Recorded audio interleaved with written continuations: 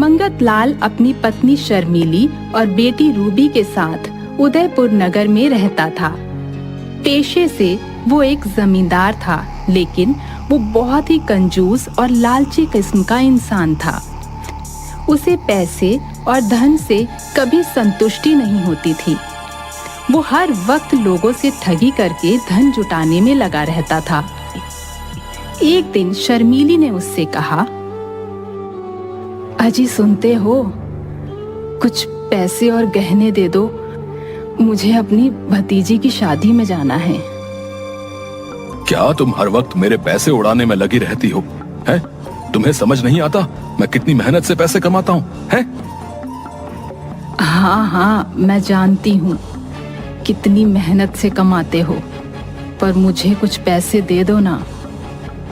मन ही मन सोचते हुए बोली, सबसे लूटते जो रहते हो। नहीं नहीं, मेरे पास कोई पैसे नहीं है, तुम मत जाओ किसी शादी वादी में। शर्मीली के बहुत बोलने पर भी मंगत लाल उसको पैसे नहीं देता और डांट कर उसे शादी में जाने से मना कर देता है। उसके बाद वो घर से ठगी करने निकल जाता है। उसके पास हमेशा एक तोता रहता था। इस तोते के भी बहुत खर्चे बढ़ रहे हैं, सिर्फ दिन भर खाता ही रहता है, कोई काम का तो है नहीं। इसको किसी काम में लगाता हूँ। तभी उसे रास्ते में बिरजू डाकिया बैंक से पैसे लेकर आता हुआ दिखता है। ये देखकर मंगत लाल ठगी की एक तरकीब सोचता है और जोर से बोलता है, तोते जा और बस स्टैंड पर बस वाले को रोक कर रखना, कहना मैं आ रहा हूँ बस थोड़ी देर में। मंगत लाल के ऐसा कहने पर तोता बस स्टैंड की तरफ उड़ जाता है।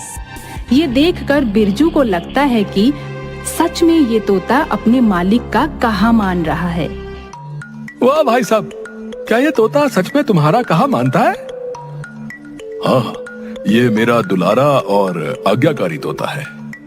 ये तो मेरे बहुत काम का है, मैं साइकिल चला चला कर थक जाता हूँ, ये मेरा काम आसान कर देगा।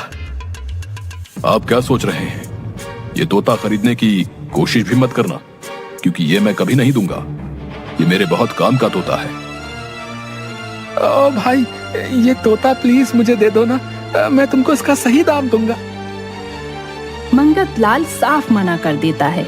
इससे बिरजू को और भी यकीन हो जाता है कि ये तोता सच में बहुत काम का होगा, इसलिए मंगत लाल नहीं देना चाहता है। फिर वो उसे थोड़ा ज्यादा पैसे देने को कहता है। भाई, मुझसे तुम इसके 200 रुपए ले लो और ये मुझे दे दो। नहीं भाई, इतना कीमती तोता 200 में तो बिल्कुल नहीं दूंगा। अरे भाई प्लीज मुझे दे दो ना। अच्छा तुम बताओ, तुम्हें कितने चाहिए? कम से कम 1000 रुपए। हालांकि ये भी कम ही है, लेकिन मैं मान जाऊंगा। मंगत लाल के 1000 रुपए मांगने पर बिरजू थोड़ा सोचता है, लेकिन फिर तोते की काबिलियत को देखकर मान जाता है। ठीक है भाई, अब तोता मुझे दे दो, ये मेरा कहा मानेगा ना? हाँ, अब तक तो ये मेरा कहा मानता था, लेकिन अब मैं इसके कान में कह दे रहा हूं कि अब से तुम इसके मालिक हो और ये मेरी नहीं सुनेगा, सिर्फ तुम्हारी मानेगा। बिरजू उस तोते को लेकर अपने घर चला जाता है और वहां जाकर उस तोते को संदेश देने भेज देता है। पर वो तोता लौट कर नहीं आता। वो सुबह से शाम तक इंतजार करता है और फिर उसे बहुत गुस्सा आने लगता है।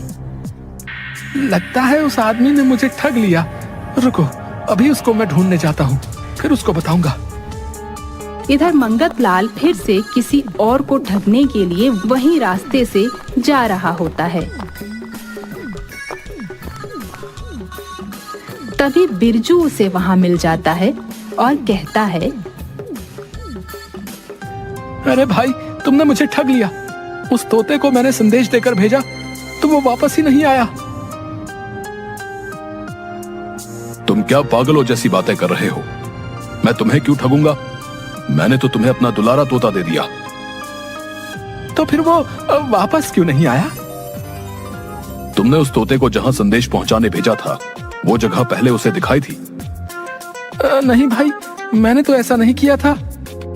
तो वो वापस कहां से आएगा? तुमने तो मेरा तोता ही घुमा दिया। अब मैं क्या करूं? हे भगवान, मेरा तोता बेचारा कहां चला गया?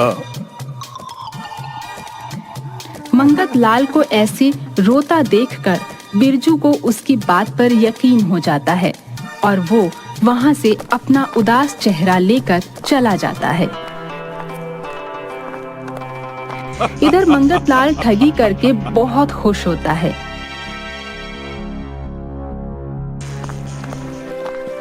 अगले दिन हरिया नाम का एक लड़का नौकरी की तलाश में भटक रहा होता है और तभी मंगत लाल भी साधु का रूप बनाए वहां से गुजर रहा होता है। हरिया को देखकर मंगत लाल बोलता है, बालक, मैं तुम्हारी परेशानी जानता हूँ। तुम अपनी नौकरी को लेकर परेशान हो ना? लगता है ये बाबा अंतर्यामी है, मेरे बिना कुछ कहे ही मेरी परेशानी जान गए। बेटा, तुम परेशान ना हो। मेरा एक कहा मान जाओगे तो तुम्हारी सब परेशानी खत्म हो जाएगी। हरिया नौकरी को लेकर वैसे ही परेशान था, तो बाबा की कही सारी बातें उसे सही लगने लगती हैं और वो मन में सोचता है कि क्यों ना इनका कहा करके देख लूं। हाँ बाबा, बताइए, मैं जरूर करूंगा। बेटा, तुम अगर 500 रुपए अपनी नौकरी के नाम पर मुझ जैसे भिक्षुक को दान करोगे तो तुम्हारी नौकरी 10 दिनों में लग जाएगी।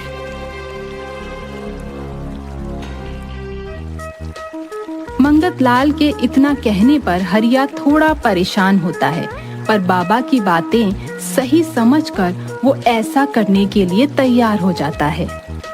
फॉर्म भरने के लिए घर से मिले 1000 रुपए में से 500 वो मंगत लाल को दे देता है। ये लो बाबा 500, लेकिन मेरी नौकरी तो लग जाएगी ना? हाँ बेटा, जरूर 10 दिन बाद लग जाएगी। हरिया अपने घर की तरफ निकल जाता है और मंगत लाल उससे ठगी करके बड़ा खुश होकर अपने घर चला जाता है। 10 दिन बीत जाते हैं, लेकिन हरिया की कोई नौकरी नहीं लगती। वो गली गली उस बाबा को ढूंढता है, लेकिन वो असली बाबा हो तभी तो कहीं दिखे, वो उसको कहीं नहीं मिलता। फिर एक दिन एक बिल्डर उसके गांव में आता है। वो सभी लोगों को अपना ऑफर बताता है। आप लोगों के लिए सुनहरा ऑफर है। आप लोग मुझे 1 लाख रुपए देंगे तो मैं बस 6 महीनों में 1 लाख पर 10,000 इंटरेस्ट दूंगा। क्या तुम सच में इतना बड़ा ऑफर दे रहे हो? कहीं तुम धोखा तो नहीं दोगे? नहीं साहब, मैं धोखा नहीं दूंगा। आप मेरा चेक ले सकते हैं, मैं साइन करके दूंगा। बिल्डर के ऐसा कहने पर मंगत लाल को बड़ा लालच आ जाता है। मैं कुछ पैसे देकर देखता हूँ। मंगत लाल बिल्डर को 5 लाख देता है। फिर जब 6 महीने बीत जाते हैं तो उसे बड़ा ही अच्छा रिटर्न मिलता है। फिर ये तरीका जानकर मंगत लाल भी दूसरे गांव में जाकर ऐसे ही लोगों से बहुत सारे पैसे इकट्ठा करके एक बैंक का चेक साइन कर लोगों को दे देता है। फिर घर आकर पैसे गिनता है। आपको इतने सारे पैसे कहाँ से मिल गए?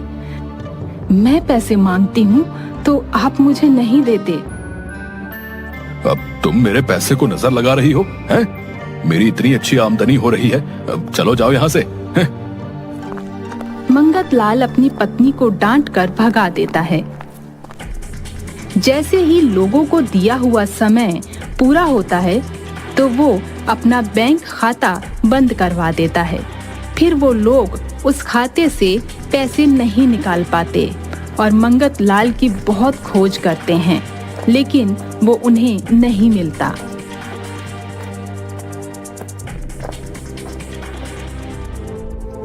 इधर मंगत लाल, मैं बहुत ही अमीर बन गया हूँ।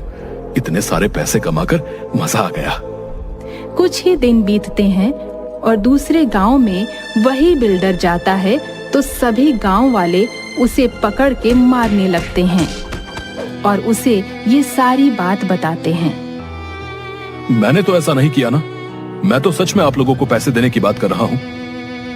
लेकिन गांव वालों को उस पर विश्वास नहीं होता और बिल्डर समझ जाता है कि उसके इस तरीके का कोई गलत फायदा उठाकर लोगों को लूट रहा है। मैं उसी गांव जाता हूँ जहां पहले ये स्कीम चलाई थी और उस व्यक्ति को ढूंढकर उसे चूना लगाता हूँ।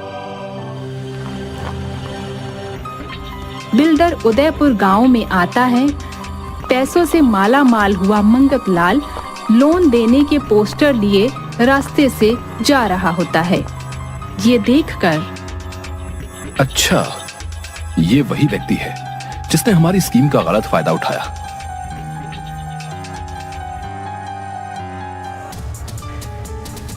रुको सर, हम आपके लिए फिर एक नया ऑफर लाए हैं। हाँ, जल्दी बताओ क्या ऑफर लाए हो। सर, अब केवल 1 महीने में आपको 1 लाख पर 20,000 रुपए मिलेंगे। ये ऑफर बस कुछ ही दिन के लिए है। ये तो बड़ा ही अच्छा ऑफर है। रुको, मैं सारी जमीन और धन को इसमें लगा देता हूँ। कुछ ही महीनों में इतने पैसे कमाकर अपनी बेटी की अच्छे घर में शादी करूंगा और मैं बहुत अमीर भी हो जाऊंगा। मंगत लाल बहुत ही खुशी से अपने घर आता है और अपनी जमीन के सारे कागजात और रुपए ले जाकर उस बिल्डर को दे देता है और बिल्डर से चेक साइन करा लेता है। आपका इतना बड़ा इन्वेस्टमेंट करने के लिए धन्यवाद। आपको बहुत ही ज्यादा अच्छा रिटर्न मिलेगा। दिल थाम कर बैठे रहिएगा। फिर बिल्डर चला जाता है और जाकर वो बैंक खाता बंद करवा देता है। महीना बीत जाता है और इधर मंगत लाल इंतजार कर रहा होता है कि वो बिल्डर आएगा और उसे बहुत सारे पैसे देगा, लेकिन वो नहीं आता। 10 दिन और बीत जाते हैं। फिर वो बैंक के चक्कर लगाता है तो उसे पता चलता है कि ये बैंक अकाउंट बंद हो गया है। वो सर पर हाथ रखकर बैठ जाता है। हे भगवान, मैं तो लुट गया, बर्बाद हो गया। उसने मुझे ठग लिया। आज तक मैंने लोगों को ठगा और आज उसने मुझे पूरी तरह से ठग लिया।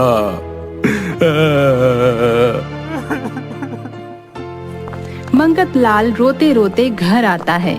उसकी बेटी और पत्नी शर्मीली उसका उदास चेहरा देखकर पूछती हैं, तो वो सारी कहानी बताता है। बहुत ही अच्छा हुआ।